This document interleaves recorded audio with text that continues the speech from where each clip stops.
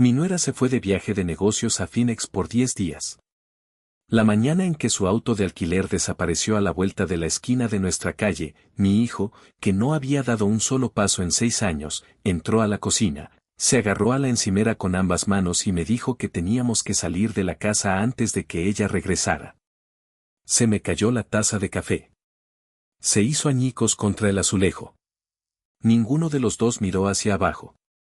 Antes de continuar, respiren hondo y denle al botón de me gusta. Suscríbanse si son nuevos por aquí y díganme en los comentarios desde donde están viendo esto esta noche. Mi nombre es Gerald Holt. Tengo 67 años, soy un jefe de bomberos jubilado del condado de Savannah, Georgia. Y lo que estoy a punto de contarles es la historia de cómo lo más peligroso que jamás enfrenté no fue un edificio en llamas. Fue la mujer que vivía bajo mi techo. Todo empezó un martes a finales de octubre. Mi nuera, Diane, llevaba meses planeando este viaje. Una conferencia de ventas farmacéuticas, dijo. De Nashville a Phoenix. 4 vuelos de conexión. 10 días en un hotel de convenciones. Tenía su equipaje preparado junto a la puerta 2 días antes, maletas idénticas de color crema, cada una con unas pequeñas iniciales doradas, DCH, Diane Carol Holt. Había adoptado el apellido de mi hijo, como había adoptado todo lo demás que le pertenecía. Mi hijo se llama Caleb. Tiene 42 años. Hace 6 años, era entrenador de fútbol americano en una escuela secundaria del condado de Chatham, era de esos hombres que podían dirigir a 60 adolescentes con solo una voz baja y una mirada firme. Consiguió 4 campeonatos regionales consecutivos. Padres de 3 condados vecinos viajaban para que sus hijos jugaran con él. Era corpulento, seguro de sí mismo y con mucha autoridad, el tipo de hombre al que la gente seguía con naturalidad. Luego ocurrió el accidente. Una noche lluviosa de noviembre en la autopista 17, una camioneta se saltó un semáforo en rojo y golpeó la puerta del lado del conductor de Caleb a 80 kilómetros por hora. Cuando los paramédicos lo sacaron de entre los restos del vehículo, el cirujano de traumatología nos dijo que su médula espinal estaba comprimida, no seccionada, a la altura de la vértebra T10. El médico de urgencias usó la palabra temporal. Dijo que con la rehabilitación adecuada, Caleb podría esperar una recuperación motora significativa en un plazo de 12 a 18 meses. Esa fue la última vez que oí la palabra temporal aplicada a la condición de mi hijo. Diane tomó el control de todo en 72 horas. Hizo que trajeran a un especialista privado desde Irlanda, un hombre tranquilo con un apretón de manos firme y una tarjeta de presentación con 3 certificaciones médicas. Revisó las imágenes, habló con Diane en el pasillo durante 20 minutos mientras yo esperaba en la sala de estar y luego me dijo, con una tristeza que parecía genuina en sus ojos, que la compresión había causado daño nervioso permanente, que la evaluación anterior había sido prematura y que Caleb no volvería a caminar. Le creí. ¿Cómo no iba a creerle? Él tenía las credenciales, Diane tenía la documentación y yo era un hombre de 61 años que se dedicaba a reparar infracciones del Código de Incendios, no un neurólogo. Me mudé a su habitación de invitados ese mismo mes.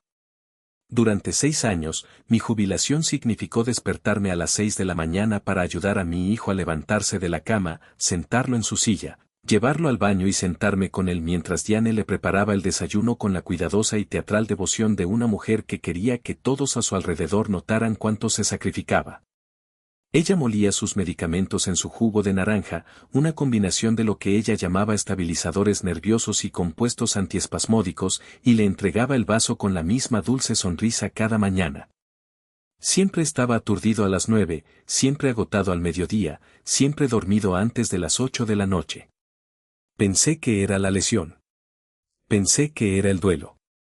Pensé que era lo que le sucede a un hombre cuando su cuerpo lo traiciona y su mundo se reduce al tamaño de una silla de ruedas. La mañana en que Diane partió hacia Phoenix, sentí algo que no había sentido en años: silencio. No el silencio tenso y tenso de una casa donde siempre hay alguien actuando, sino un silencio profundo, de esos que se instalan en las paredes cuando por fin pasa la tormenta. Me serví el café y me quedé junto a la ventana de la cocina, observando cómo se acumulaban las hojas de roble en la esquina del camino de entrada. Tenía pensado llevar a Caleb al porche trasero cuando se despertara, simplemente sentarnos al aire de octubre, tal vez ver el partido en el pequeño televisor exterior que su amigo Ray había instalado el verano pasado. Nada planeado, ni portapapeles, ni instrucciones empalagosas pegadas en el refrigerador con la letra cursiva de Diane. Escuché el sonido a las 7:43. No era el suave rodar de su silla sobre el suelo de madera del pasillo. Era algo más fuerte, un hombro golpeando la pared, una respiración entrecortada y luego un golpe seco que hizo temblar los marcos de los cuadros. Me moví rápido.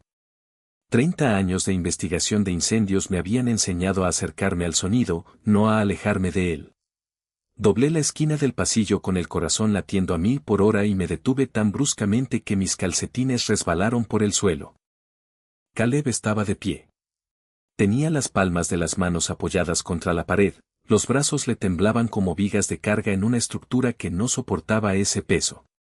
Sus piernas, las mismas que yo había levantado, colocado y sujetado a los reposapiés durante 2190 días seguidos, estaban dobladas por las rodillas y temblaban. Pero lo sostenían. Respiraba como un hombre que emerge de las profundidades, cada respiración un acto deliberado y desesperado. Hijo, dije tan bajo que no estoy seguro de que saliera ningún sonido. Giró la cabeza hacia mí. Tenía el rostro pálido y empapado de sudor, y sus ojos estaban más claros que nunca en 6 años. Ni borrosos, ni perdidos, sino penetrantes, aterrorizados y completamente presentes. Papá, susurró con voz ronca.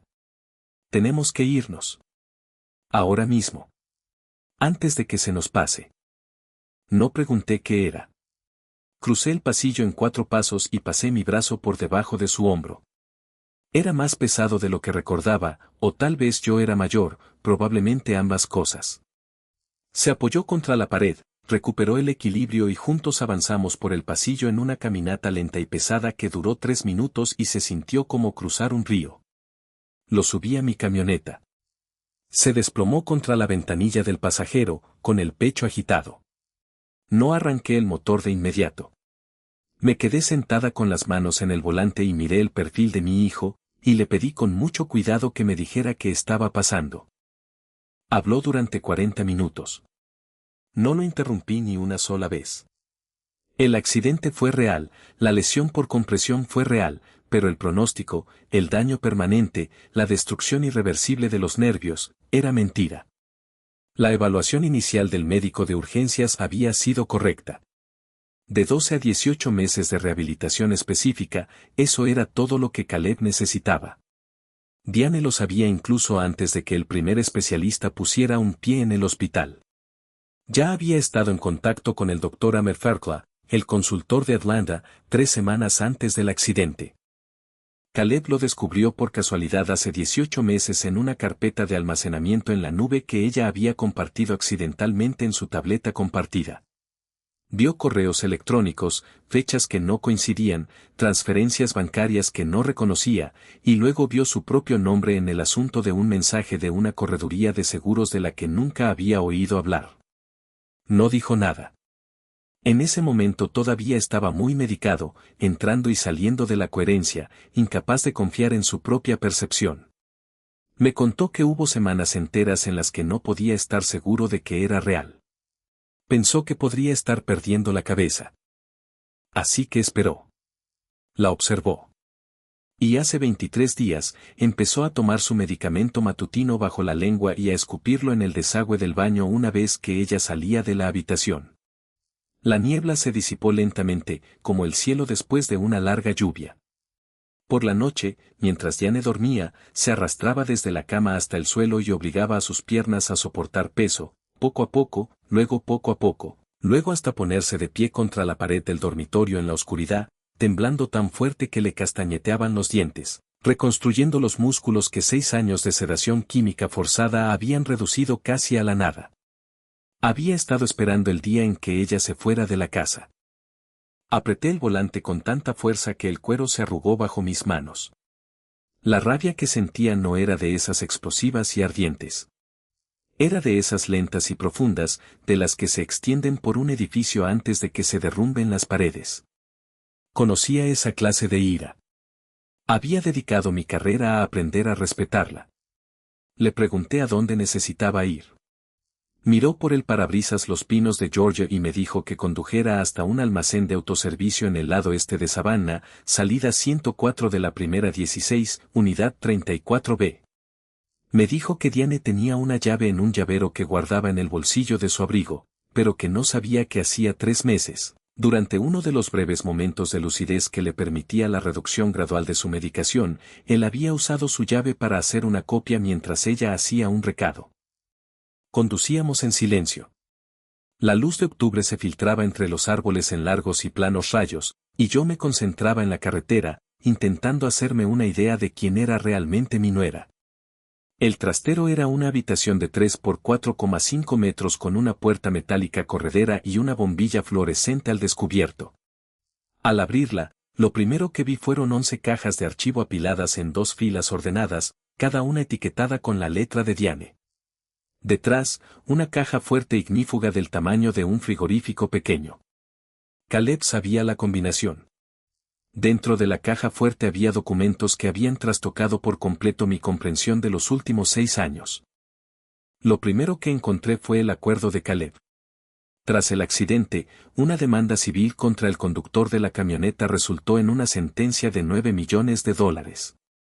Diane nos había dicho a toda la familia que el dinero estaba bloqueado en un fideicomiso médico protegido, intocable, administrado por un bufete de abogados en el centro de la ciudad, invertido de forma conservadora para financiar la atención médica de Caleb de por vida. Nos había mostrado la documentación. Lloró al explicárnoslo. El fideicomiso médico no existía.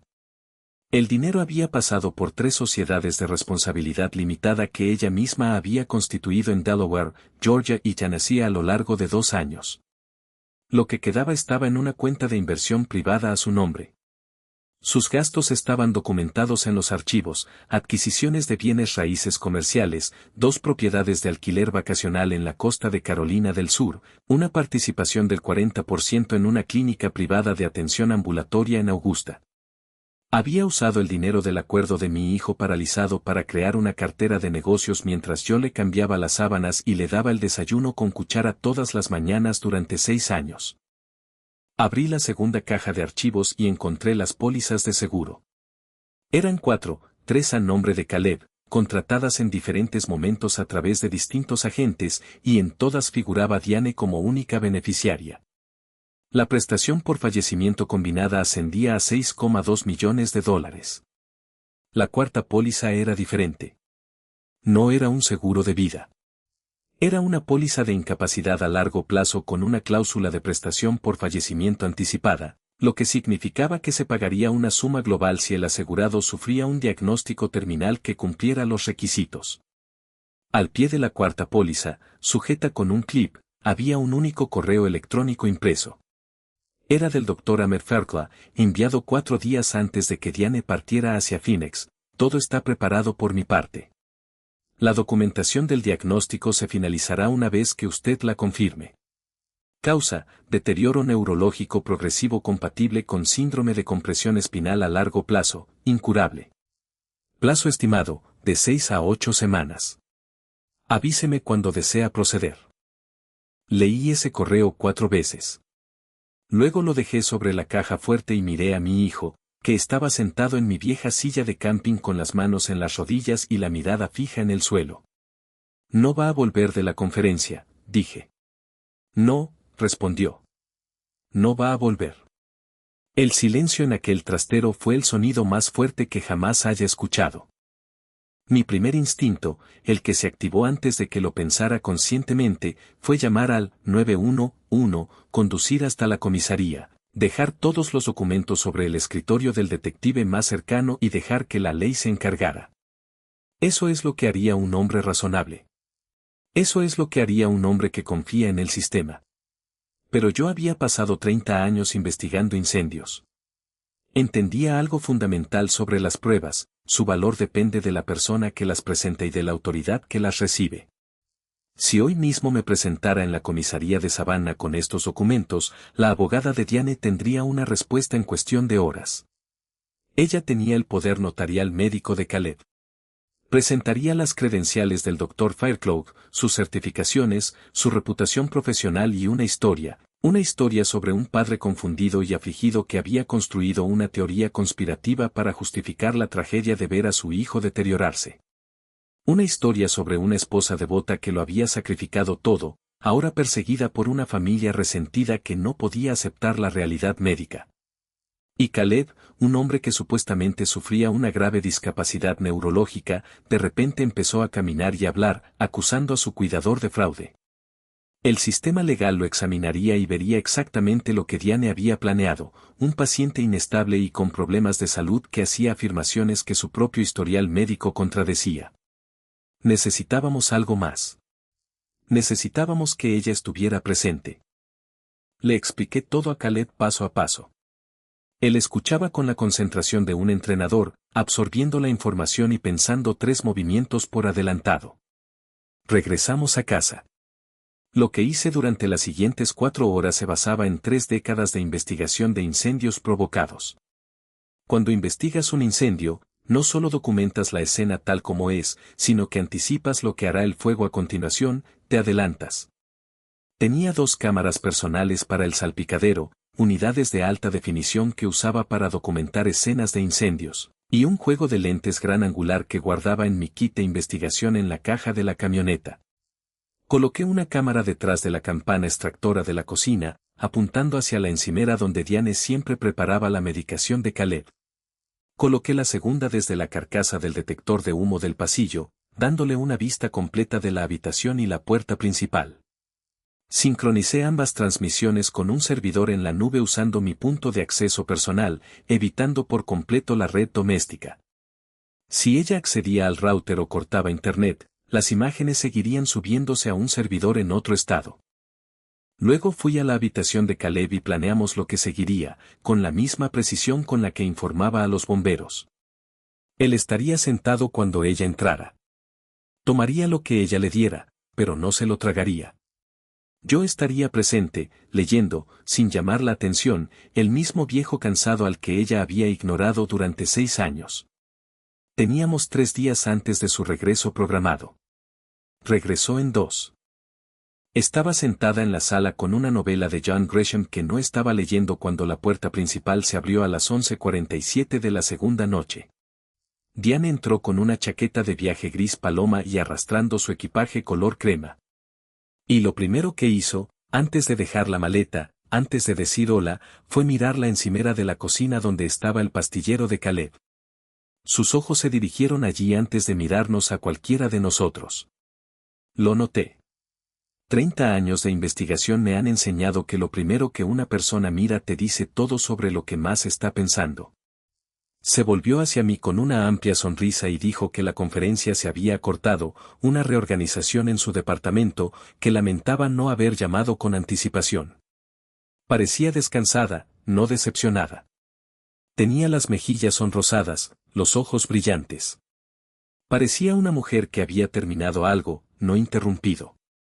Le devolví la sonrisa y le dije que nos alegrábamos de que hubiera llegado temprano a casa. Se acercó a la silla de Caleb, le acarició el pelo y murmuró algo que no pude oír desde el otro lado de la habitación. Se sentó completamente relajado, con la barbilla baja y la expresión vacía, como si estuviera drogado, tal como ella lo había planeado. La cámara detrás del extractor. Esa noche, desde mi habitación, escuché la transmisión de audio en mi teléfono con un auricular bien ajustado. A las 12:30 de la madrugada, Diane se sentó al borde de la cama e hizo una llamada desde un teléfono que nunca antes había visto, un teléfono desechable delgado, de esos que venden prepago en las gasolineras.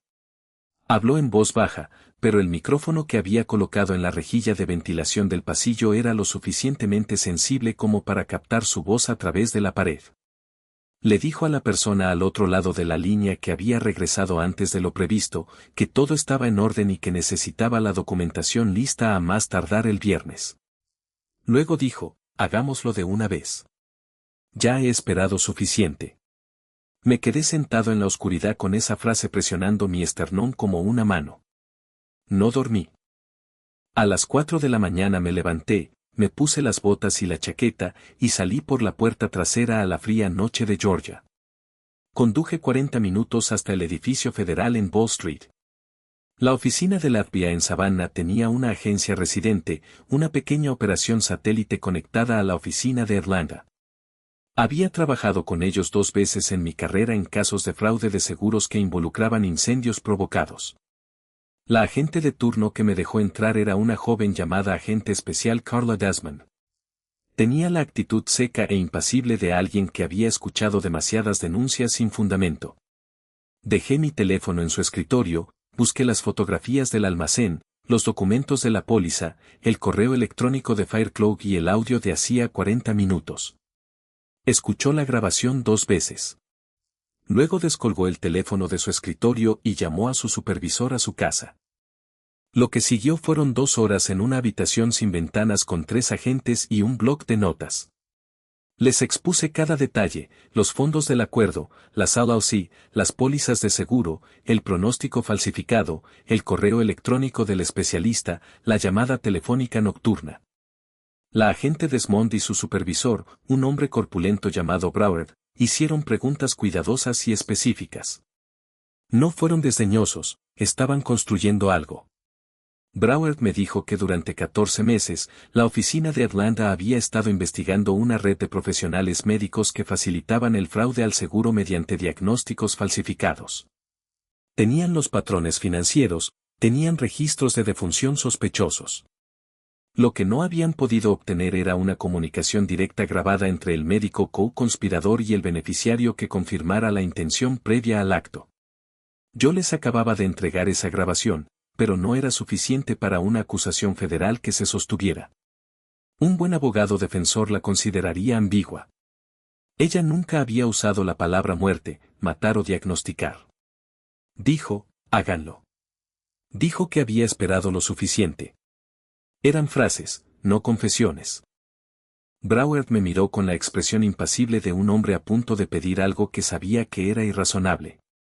Me dijo que tenía que volver, que tenía que dejarla avanzar lo suficiente para que cometiera el acto, que agentes federales tendrían la casa vigilada, vehículos en ambos extremos de la calle, un equipo táctico a 2 cuadras, una unidad médica apostada en la estación de bomberos a la vuelta de la esquina, pero que no podía intervenir cuando ella administrara lo que fuera que hubiera preparado. Los agentes necesitaban recuperar la sustancia de su cuerpo y documentar el intento en tiempo real. Tengo 67 años. He sacado cadáveres de edificios. He dicho a padres que sus hijos no volverían a casa. Me he sentado con viudas en estacionamientos y he leído informes de seguros que reducían vidas humanas a simples cifras. Eso fue lo más difícil que alguien me ha pedido que haga. Conduje a casa en la penumbra del amanecer y me senté en mi camioneta en la entrada durante un buen rato. Luego entré. Me quité las botas, me acosté en la cama de la habitación de invitados y me quedé mirando al techo hasta que la luz del día se coló por las cortinas. El día y medio siguiente transcurrió como transcurre el tiempo antes de que ocurra algo irreversible, demasiado lento y demasiado rápido a la vez. Diane se movía por la casa con una energía particular, concentrada, eficiente, sonriendo en los momentos oportunos y callada en otros. Preparó las comidas de Caleb. Le ajustó la posición en la silla. Charló conmigo sobre el clima de Phoenix y un restaurante que, al parecer, le había encantado cerca del centro de convenciones. Dije lo correcto. Hice las preguntas correctas. Le serví el café, le pasé el periódico e interpreté el papel del suegro agradecido y exhausto que no tenía ni idea de lo que se avecinaba. El viernes por la noche, fue a la despensa de la cocina y salió con un pequeño estuche de nylon que nunca antes había visto. Lo abrió en la encimera, de espaldas a mí. Mantuve la vista fija en la televisión, pero de reojo la vi manipulando un frasco y una jeringa, no un pastillero, ni un batido, sino una jeringa. La cámara detrás de la rejilla de ventilación estaba grabando. Entró en la sala con la jeringa ahuecada en la palma de la mano, con la tapa de la aguja aún puesta, moviéndose con la seguridad de quien ya lo había hecho antes o lo había ensayado tantas veces que lo recordaba de memoria. Se arrodilló junto a la silla de Caleb. Su voz adquirió ese tono agudo y suave. Lo llamó cariño. Dijo que era hora de su tratamiento nocturno, que la nueva medicación le ayudaría a dormir más profundamente, que merecía descansar. Me senté en mi sillón con la novela de Grisham abierta en mi regazo, y apreté las páginas con tanta fuerza que las arrugué, y no me moví. Extendió la mano hacia el puerto de su vía intravenosa, una vía que había instalado hacía 3 meses mediante una orden de atención médica domiciliaria, una pieza más de la infraestructura que había colocado discretamente precisamente para este momento. Le quitó el capuchón de la aguja. La puerta principal se desprendió de sus bisagras. El sonido fue ensordecedor, ni un golpe, ni un grito, solo la conmoción mecánica de una entrada forzada ejecutada por personas que lo habían practicado. El marco de la puerta se partió. 3 agentes con chalecos tácticos entraron por la abertura en menos de 2 segundos, con haces de linterna cruzando la habitación, voces superpuestas dando órdenes. Diane retrocedió tambaleándose. La jeringa cayó al suelo de madera y se deslizó bajo la mesa de centro. 2 agentes la sujetaron de los brazos antes de que recuperara el equilibrio. No gritó, no lloró. Intentó, durante unos 4 segundos, poner cara de mujer inocente y aterrorizada, pero los agentes ya la estaban esposando. Y el agente Desmond ya entraba por la puerta con una bolsa de pruebas. Y en el momento en que Diane comprendió que el dispositivo de grabación había estado en esa casa todo el tiempo, que todo había sido visto y oído, la actuación se detuvo. Me miró con puro y frío desprecio, no con ira ni traición, sino con desprecio, como un contratista al que han descubierto usando materiales de mala calidad y que se molesta por la incomodidad de haber sido descubierto. No me dijo nada. Ya no tenía nada que pudiera afectarme. 2 agentes la acompañaron hasta la puerta rota. Crucé la habitación hacia mi hijo. Caleb respiraba con dificultad, agarrando con fuerza los reposabrazos de su silla de ruedas. Cuando le puse la mano en el hombro, extendió la mano y me agarró la muñeca, como quien se aferra a algo por miedo a las consecuencias de soltarlo. Se ha ido, le dije. Asintió una vez. Tenía la mandíbula tensa. Temblaba, pero estaba presente, completamente presente. Sin confusión, sin distracciones, solo mi hijo en su silla, al otro lado de los peores 6 años de su vida. Llegaron los paramédicos y lo examinaron. Recogieron la jeringa y la enviaron para su análisis. El agente Desmond me explicó los siguientes pasos con un tono clínico, pero no descortés. El doctor Amerferkla fue arrestado en su consultorio de Atlanta esa misma hora. Otros 2 asociados de la red de fraude fueron detenidos antes del amanecer. Diane fue acusada a nivel federal de intento de asesinato, fraude al seguro, fraude electrónico, conspiración y detención ilegal. Su abogado presentó las mociones esperadas. Ninguna prosperó. Las grabaciones, la documentación, las pruebas físicas y el acuerdo de cooperación del Dr. Fairclough hicieron que su defensa fuera en gran medida simbólica. Fue declarada culpable de todos los cargos 14 meses después. El juez la sentenció a 38 años sin posibilidad de libertad condicional. Me senté en la tercera fila de la sala del tribunal y vi al alguacil sacarla. Y sentí algo que no había sentido en mucho tiempo, la nada limpia y vacía de algo que realmente termina. El camino de regreso para Caleb no fue fácil ni rápido, y quiero ser honesto al respecto, porque creo que las historias deben mostrar la verdad sobre cómo es realmente la recuperación. Le tomó 3 meses antes de poder caminar por el pasillo sin ayuda, 6 meses antes de poder subir y bajar escaleras, 1 año antes de regresar a la escuela secundaria, no para entrenar, todavía no, sino para sentarse en las gradas y ver a su antiguo asistente dirigir un partido de viernes por la noche. Los jugadores se enteraron de que estaba allí en el medio tiempo. 32 de ellos subieron a las gradas y se colocaron a su alrededor en semicírculo, esos jóvenes enormes con camisetas embarradas, sin saber qué decir. Caleb los miró y dijo, chicos, es bueno estar de vuelta. Ganaron el partido por 2 touchdowns. Tengo 67 años. Pasé 30 años investigando incendios, y lo que aprendí, lo que nunca cambia sin importar cuántas escenas trabajes, es que los incendios más destructivos no son los que empiezan con un estruendo. Son los que empiezan en las paredes, en los espacios ocultos, quemando la estructura lenta y silenciosamente, mientras que en la superficie todo parece estar bien. Las personas que más quieren hacerte daño rara vez son aquellas en las que no confías. Casi siempre son aquellas en las que confías plenamente. Presta atención cuando algo te parezca extraño en una situación que parece correcta. Un cuidador cariñoso no se aísla. Una pareja devota no necesita tu impotencia para funcionar. Confía en tu instinto incluso cuando todas las credenciales y todas las sonrisas en la habitación te digan que estás equivocado. Y si alguna vez te encuentras viviendo dentro del diseño meticuloso de otra persona, ten presente que la verdad siempre encuentra su propia salida, incluso cuando todas las puertas están cerradas con llave. ¿Alguna vez te has dado cuenta de que alguien en quien confiabas no era quien creías que era? Cuéntame en los comentarios. Dime desde dónde estás viendo esto esta noche. Si esta historia te impactó, dale me gusta a este video, suscríbete al canal y compártelo con alguien que necesite escucharlo.